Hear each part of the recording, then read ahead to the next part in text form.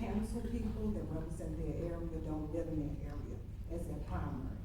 I think that's important because you can represent your area better when you live there. We don't have to explain everything that's going on because that's your area, that's your primary home. You have to boil water like I boil water. You gotta clean up trash in the street like I clean up trash in the street. That's not even mine. So you get to experience everything that I do. And I think that that's important. And anybody can choose to live anywhere they choose to. But if, as a council person, if you choose not to, you should move out or allow somebody that lives in that area to take your seat. Also, I feel that it's just important if we supposed to be I am Petersburg. You need to live in Petersburg. That's the slogan. Also, I'm coming on behalf of a friend of mine that lives 90 Monument Avenue. First picture is a mattress that has been thrown, and the property, I guess, is across the street. It's like woods, and it's 3 different pictures. She said she used to see the pond over there. You can't see anything now. So I can give this to y'all, and I thank you for your time.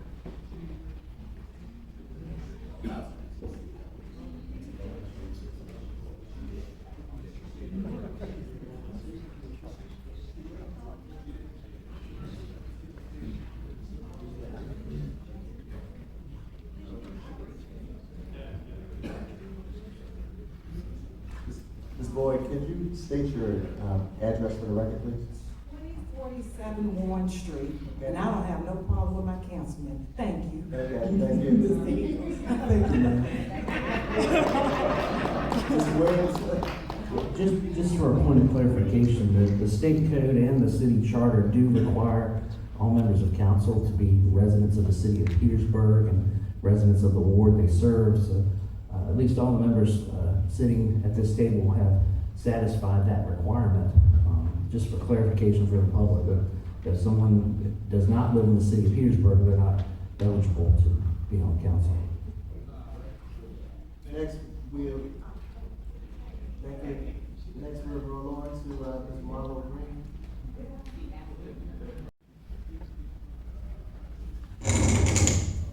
Good evening, Council. Barb, Rudolph, 1675 Mount Vernon Street. Let's talk about citywide elections. Now, I came about a couple years ago, I offered to make a presentation to you all about election methods of cities in Virginia, and that offer still stands. I think you'll find it interesting. But I'll touch on one tidbit that I learned from doing this study. Is, there's 38 cities in Virginia. Now, pretty much they all have different election systems. There's a wide variety, but of the 38, 35 of them either elect the council citywide in citywide elections, they elect the mayor in citywide elections, or both. That's 35 of the 38. There's 3, of which Petersburg is one, that don't do either of those things. So I would suggest that makes citizens of Petersburg somewhat disenfranchised compared to what most of the cities in Virginia are doing. So I know you all who've been on the council for a while, which is pretty much all of you, know that I'm an advocate for citywide elections for both council and mayor. So I'm hoping as you work into the legislative season that you all give this some consideration. And another point I think to think about, as the changes that the city is going through, you have a lot of different projects and big things that are happening in Petersburg. And they're in different parts of the city. So I would suggest that the pharmaceutical plant, for example, that's in Councilor Jones' ward. The proposed casino is in Vice Mayor Hill's ward.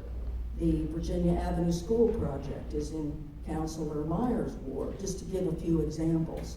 But I don't think any of those individuals have some ownership of those projects. They're things that everybody, all of 7 of you, are interested in. and that have citywide implications. So I'm just suggesting that you please think about a way to be more representative of the people in Petersburg and break down the factionalism that there is between different parts of the city. So we're all invested in what's going on, not just invested in what's in our wards. I mean, I'm invested in more than Ward 4, for example. I'm interested in what goes on in all 7 wards. And my offer to present this information to you still stands. I'm just saying because it's very interesting that you would find. I mean, it's not an opinion thing. It's just something that I think would add to your understanding of what is going on in cities in Virginia. Thank you. Next, Dr. Sarah Melissa Widiak. Good evening, City Council, 22 Senate Hill Court, Petersburg, Virginia. I would like to, first of all, thank Mr. Cuthbert for holding a Ward 4 meeting with hopefully the city manager and some pictures of the courthouse plan. I think that I have been asking for information about that for many, many months with sometimes a response. But I do look forward to that meeting. I hope that there is some real information there and there's actually a real chance for city and citizen input. The other thing is that I hope that we know when we will have official citizen input that can be put on the public record and that input happens before the actual decisions are made in one of the multiple closed meetings that City Council holds. Finally, I would like to put in a word of support for the road on Pocahontas Island. I know that there are some questions about floodplains I saw in the agenda, and I don't think that floodplain would be a reason to not put this road in. The sewer plant is already very close to the floodplain, if not some of the water treatment systems are in the floodplain. And I think that is a 100-year floodplain. And so I think in the event of a flood, I'm pretty sure that residents of Pocahontas would graciously allow trucks to pass through the old road if the new road is flooded. And I would certainly prefer to have a road flooded instead of sewage. So I think we need to work on protecting the area where the sewage plant is as well.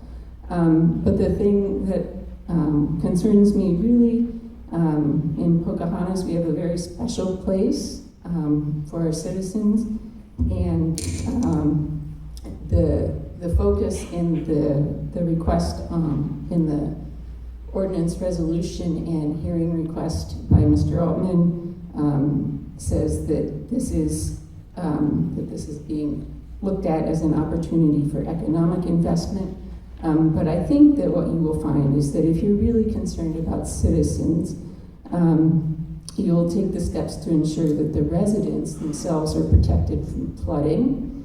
And I think that once you work with DEQ and engineers to reduce the risk of flooding in this area, other folks will find that it is a good place for investment without a lot of work from the city, because it really is a fantastic and special place. But I don't think that the residents of this area need to continue to suffer and wait and have these trucks and noise and smell go through in front of their houses. Thank you.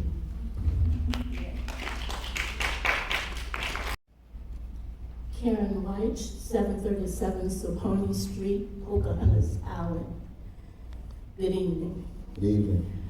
I'm here this evening to speak in support of South Central Wastewater Management's proposal and request to extend Pocahontas Street through the Roper site. Traffic coming into the island going to the treatment plant includes all sizes of delivery trucks, pump trucks, 18-wheel water tankers, and covered dump trucks that carry waste out of the community, through the community from the plant. Our streets are constructed from the original cobblestone streets, and they're just covered with asphalt. Most residential streets are designed and constructed to receive light-duty traffic, which would probably include like a delivery, a furniture van, moving van. Our streets carry much heavier equipment that I've already mentioned, and the result is noise, dust, odors, potholes, and speeding. South Central Wastewater has a mandate to do some major renovations to the facility and on a specific deadline. And that would include bringing additional traffic, larger trucks, heavier trucks, and transporting heavier equipment through the residential streets. So their proposal is a benefit to them, one, to achieve their mandate, the goals of their mandate. Two, to lessen the impact, potential increased impact to the neighborhood streets. And three, to give us the opportunity to achieve a better quality of life through the residual gains of relocating the access road. I ask that you vote to approve this proposal, and thank you. Good evening, council. Good evening. My name is Amanda Wyatt. I own property that's 224 Wooden Street. And, this has been going back and forth about the trucks on Pocahontas Island for, so many years. And this has been a thing when Mr. Stewart was living. He's deceased now. And I hope we can come to a resolution tonight about this. I've been over there. The trucks just come through there during the night, wake you up early in the morning. Y'all move the trucks to the side, and then you move them again. It was over in front of the winery. And so it's time for a resolution. We've been waiting. Mr. Stewart is gone. You don't have that voice, but you will be hearing mine, because I'm gonna keep that legacy going. Thank you. Thank you.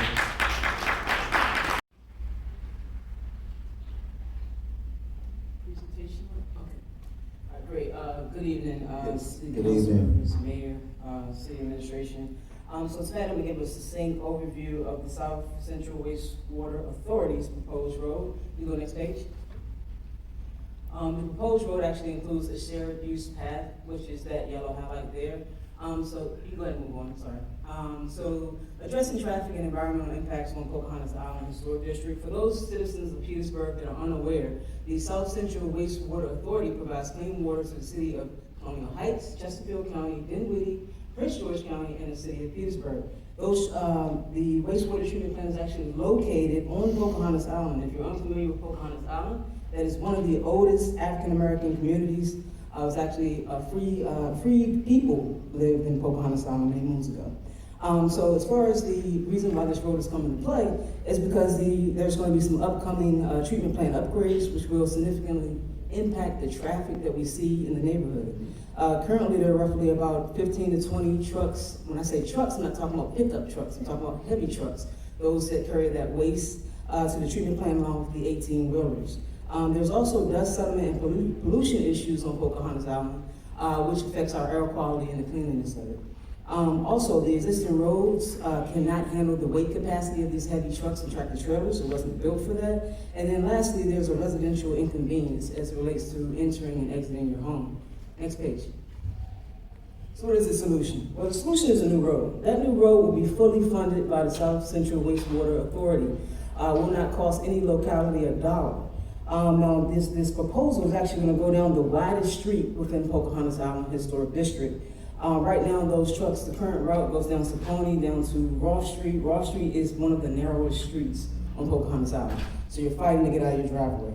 One of the other things I wanted to mention here as it relates to the proposed plan from the treatment plant is that it includes a shared use path, which will allow pedestrians along with cyclists to enjoy that route. I'm hoping that maybe we can piggyback off some work that Polar is doing as well. I believe they also support this plan. If we could move on to the next page. One other thing I wanted to mention here is that right now the Roper site is in disarray. We have a great opportunity here to really beautify the Roper site with that shared use path. So final considerations would be the floodplain.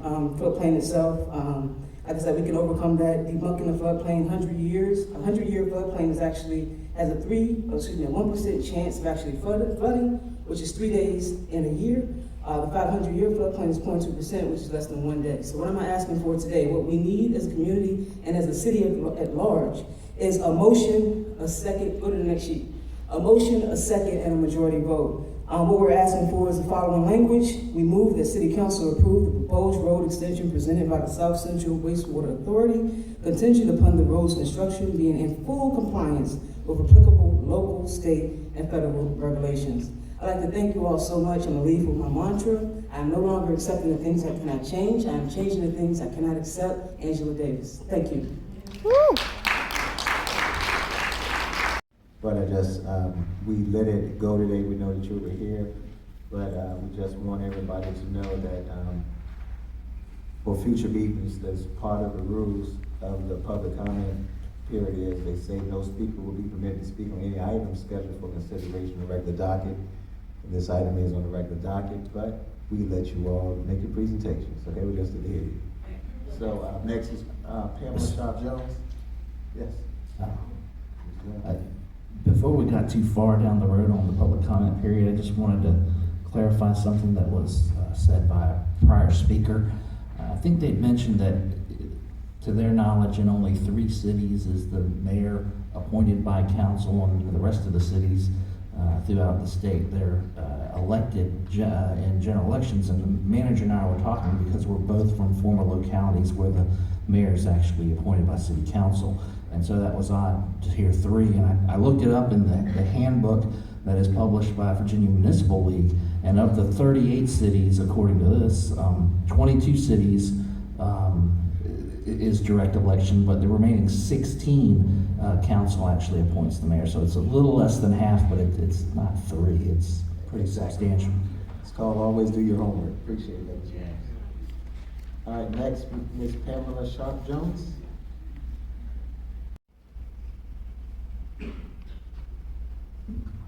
Good evening. Good evening.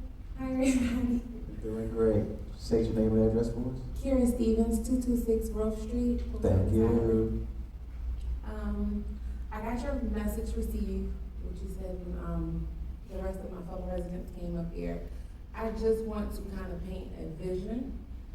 So, not to go directly into anything, but just sitting on my front porch, I see active soldiers from Fort Bragg Adams racing, jogging through. I see other residents from other localities in from Ward 4 walking. I see more action, especially since the Rotary Park being cleaned up a little bit more. I see more people coming down there to actually enjoy the area and not polluting or littering or anything.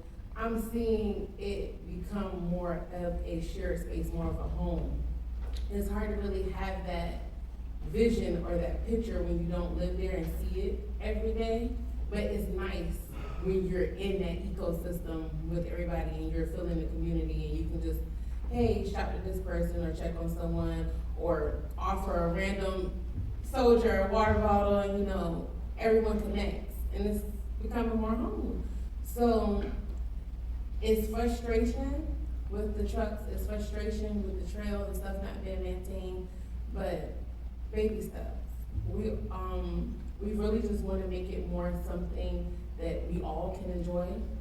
I know that with the proposal or the other route, it has a common use area, which I think would be really great for the trail, and it'd be great to bring more people walking and jogging. It'd be something I want to do with my nieces and nephews because they like to be outside.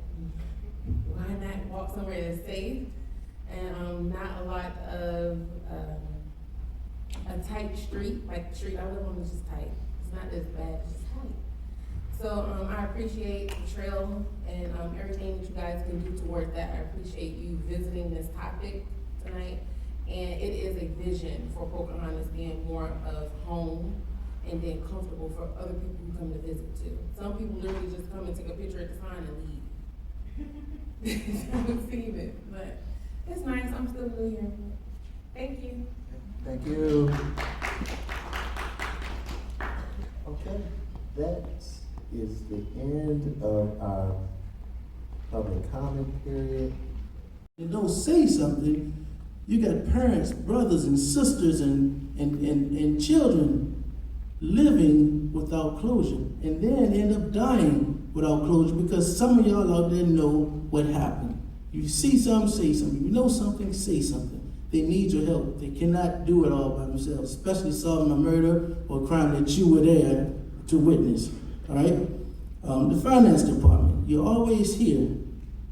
Economic development, always here. Planning and zoning, always here. Information and technology, you're always here. Public relations, always here. I was told, you need to be more specific when you talk about the department heads because some of us take it personal, but we're always here. So you're always here, so thank you. Parks and Rec, you're always here. The treasurer and the commissioner, even though they don't work for us, they're elected by you guys, but they're always here. And they're always here because, here's the thing, department heads. The city manager hired you guys. We don't hire you, he hired you. He hired you to do a job, not to do the job for you. And he put so much faith and trust in you guys to do a job. And that goes back to what Councilor Cutler said about not doing what you should be doing out there in the public. We had an incident on the weekend with Blanford Schoolyard, had a fence down, and before the reunion, we got one together, we got it fixed. And I keep hearing this thing, this is city property, this is school property. Who gives a darn? Everything in the city is our property as a city, But it's been like that for a year or more. And they cut the grass out there. Somebody's cutting the grass, city or school. And I'm asking you, city manager, to have your people, while they're out, have them do a daily activity report. If you see something wrong or broken while they're cutting grass, fix it. I mean, not fix it, just write a note saying and report it. They need to do that. All right? Give me 1 second, y'all. Give me 1 second. All right. But again, I want to say thank you to everybody who attended that debate. Thank you to all my comrades up here. Thank you to our clerk who's on point with everything, man. I mean, a lot of stuff don't make it to us because she already take care of it. So I want to just say thank you. And thank you to the public for being patient with us while we back there fussing and fighting with each other in closed session. We come on here, we cool, I fixed my tie because, but thank you guys for being patient for us. It's a lot that goes on that we have to get it right for you guys. We want to come in and get it right for you guys. So thank you to the public. We love you and thank you. For their effort to bring pickleball and people to get involved with pickleball. If you don't know, on Saturday mornings from 9 to 11 a.m. at Farmer Street Park, we do give free pickleball lessons. I was able to go out a couple Saturdays ago and participate. It is a very fun sport. It's not as strenuous as tennis. For some of my elderly residents, I really think that you would be able to enjoy and get some mobility and have some fun. And for the younger residents, maybe we can get them involved as well. I always say that we give a lot of attention to the football and basketball, but there's a lot more recreational sports that we need to get our kids involved with. With that as well, I'd like to thank Fuller for doing another paddle battle that I know is going to be a success this weekend. That's where they bring kayaks and canoes to go up and down the Appomattox River, and hopefully that Pocahontas Island will be good stewards and residents. I know they will, I wouldn't say that, but they get the attention that they need as more people come to the island to get started there as they go down the river. So please support the paddle battle and things that Fuller is doing. And this is why I would like to throw it to the city manager. I haven't seen an update from Fuller in the last few months. I would just like to see what the progress is with the Capitol Trailways lines that's, be connected and everything, and how that we're working to extend the walkway down the Appomattox River, just to get an update. I know they're doing great things, but I think the citizens would like to hear where we stand. As we go into this fall season, please remember to continue to cut your grass and as well, be a steward to help out the city to clean your curb. A lot of times the curbside appeal is not the residents' responsibility, but for the sake of the city, we just need people to work together. I do know Public Works is stretched, but hopefully, you know, again, we can help out each other and help out our neighborhoods, and if we all pitch in, we can make our city beautiful. I would like Mr. Beverly or Mr. Randall Williams to please see the feasibility of increasing the lighting on Elm Street. I've gotten some complaints from residents about the lighting on Elm Street, especially as the days get shorter and we're going to go into longer nighttime hours. Hopefully they can get some resolution with lighting on their streets. And to help out Ms. Widiak, I always like to make sure that the city is clean and healthy with the trees. So Ms. Widiak, I'm surprised you didn't mention on Monday, September 23rd, from 5 o'clock to 7:30 here at the Public Library, we're doing a Healthy Trees, Healthy Lives, I guess seminar workshop where more people can get involved with. Again, sometimes we do have to cut down old trees to clean them up, but we can put them back with new trees to again keep Petersburg green and hopefully I'm saying free of the hot spots. And I thank you, Ms. Widiak, as well for bringing students. I have some students that were encouraged to come. I'm not sure if it was credit, whatever, but she's getting VSU students to come to council meetings so that, again, we can increase that relationship with Virginia State and Petersburg by getting the students to be involved with what's going on, and that makes them want to stay here after graduation and participate. And then finally, my last thing is I know that there's a lot of attention on this presidential cycle and debate. We all want to focus on November 5th, but you can go start voting this Friday. Early voting starts this Friday. I don't know why that always gets overlooked.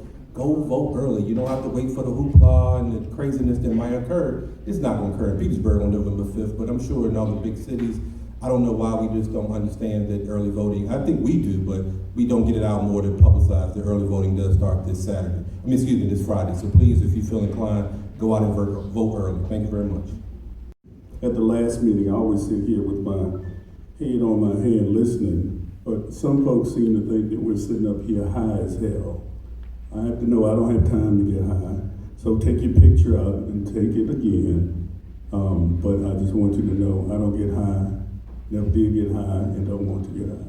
And I don't think anyone else up here on council gets high as well. We have a lot of work to do. We make a lot of decisions that are in the best interest of the city of Petersburg. So those who like to spread rumors that we get high, we do not.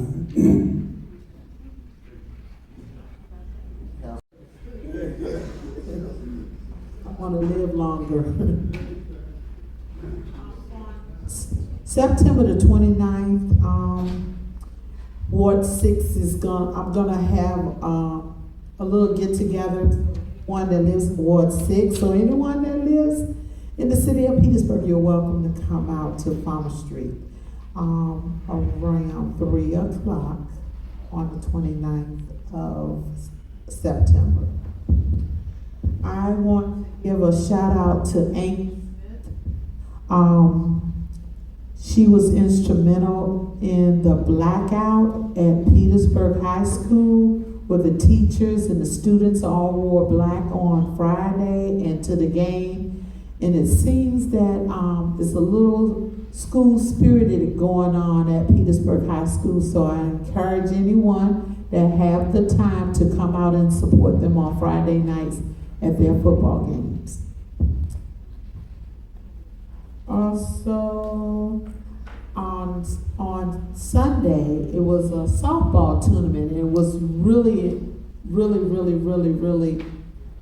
exciting to see little girls. They probably were about from 8 to like 12 playing fast pitch softball, and it was really nice to see that they were playing at the sports complex and our fields look good. So thank you to Marquise and the Recreation Department. A job well done, keeping it up.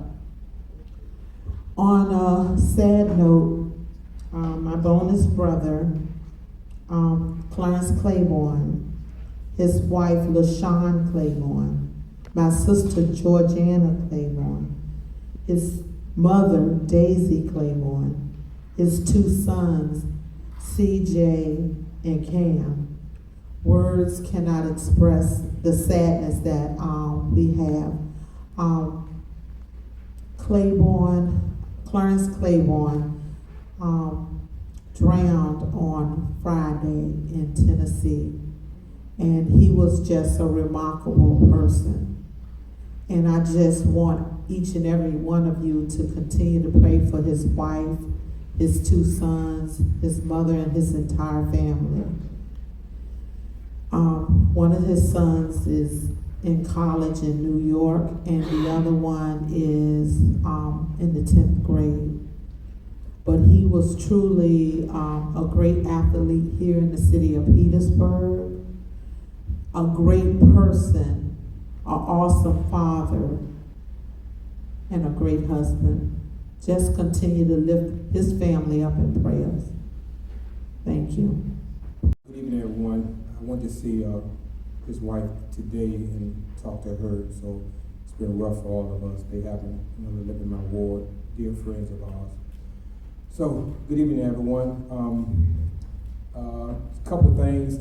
Earlier today, I had the opportunity to go to Virginia State University to talk to some of the students about early voting and getting out their vote. So, Councilperson Westbrook already covered that, but it was great to engage the students. One of the students was here, but I guess we was a little bit too long for her, and she left. She said she was on her way here. D9 and some other organizations, Divine 9 and some other organizations were there as well.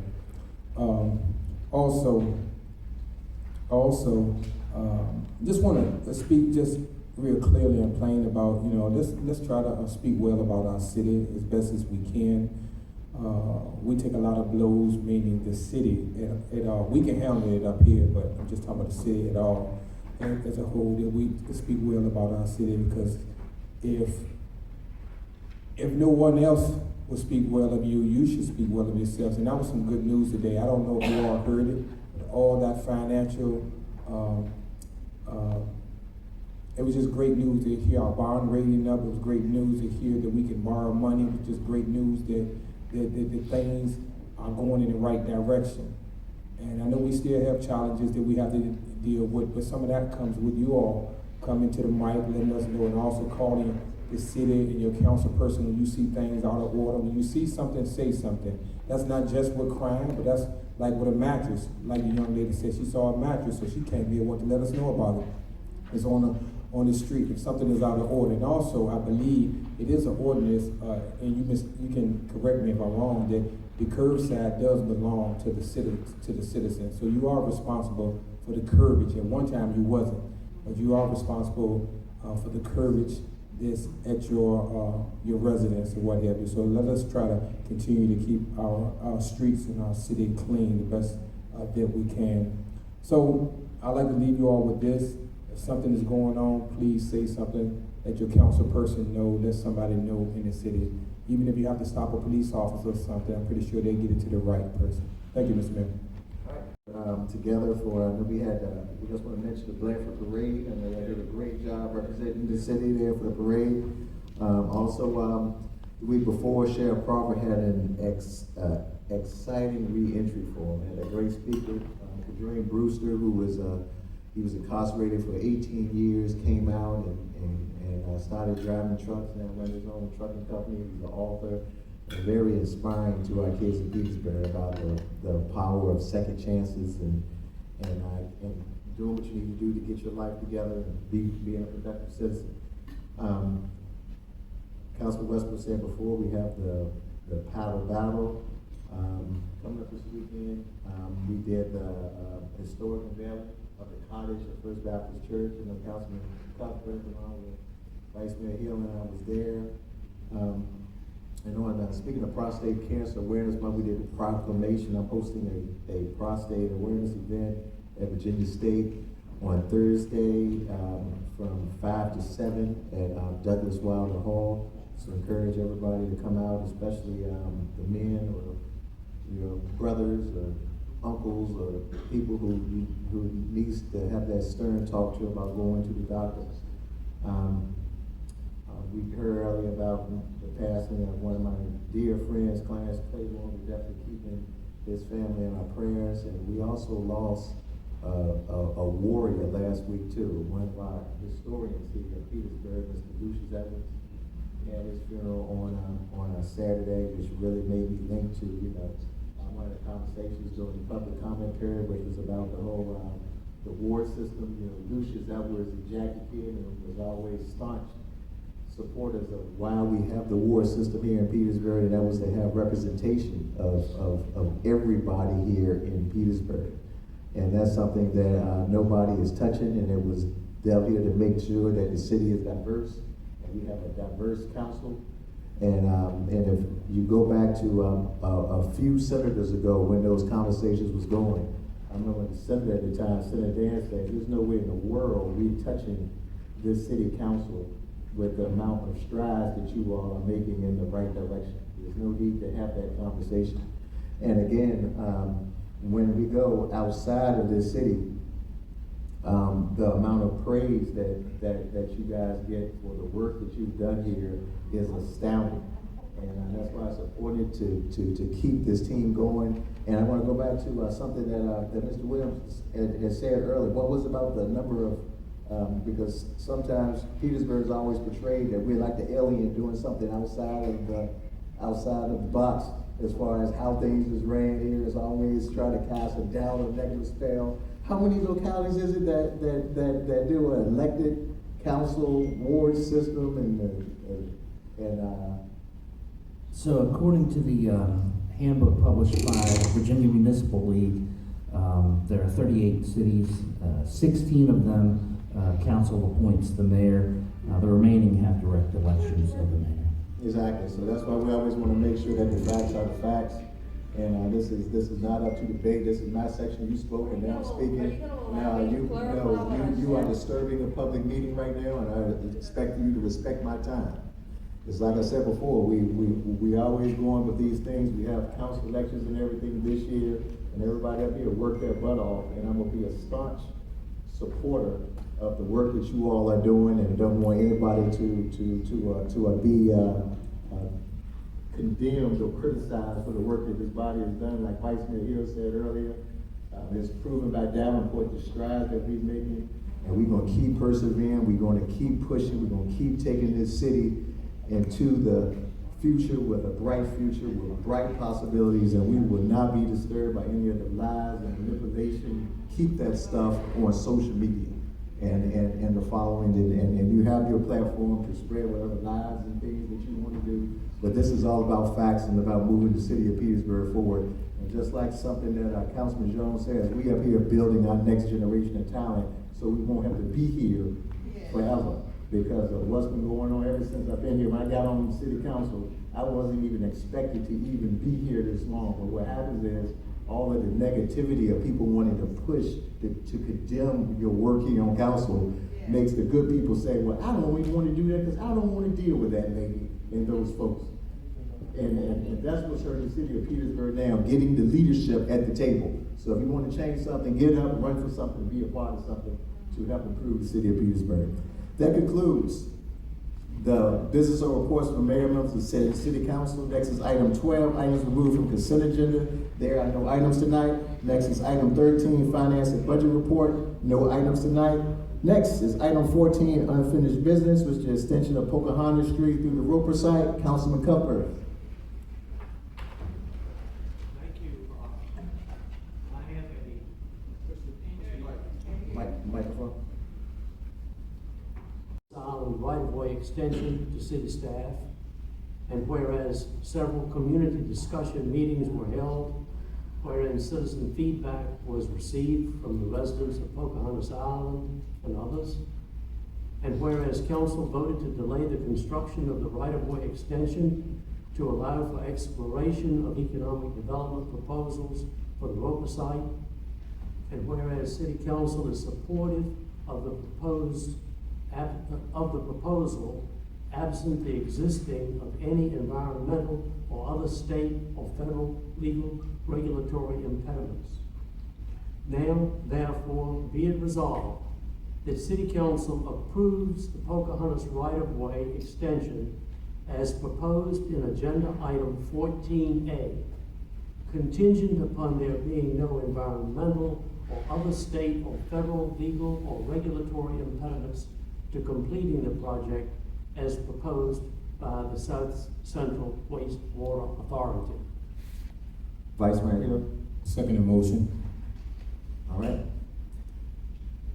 Ms. Hill, would you please call the roll? Councilmember Cuthbert? Let me stop a minute. This is a resolution. Yes, Councilman, so public comment would be open typically.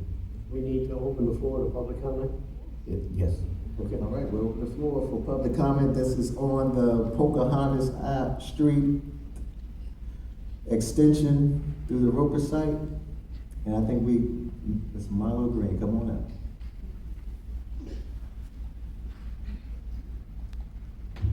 Thank you guys, and I apologize for earlier, I didn't know we had to hold it to now, but please, we are begging and urging our council and mayor and everybody before us to actually push this forward. The treatment plant has been on Pocahontas Island since like the 1950s. This has been a concern of residents for many years. Many residents have passed, advocates, people like Richard Stewart, and others have passed, waiting on these things to get pushed forward. So I'm begging you guys, please give us this opportunity to improve the quality of our lives and remove those heavy trucks out of our neighborhood. Thank you. Thank you.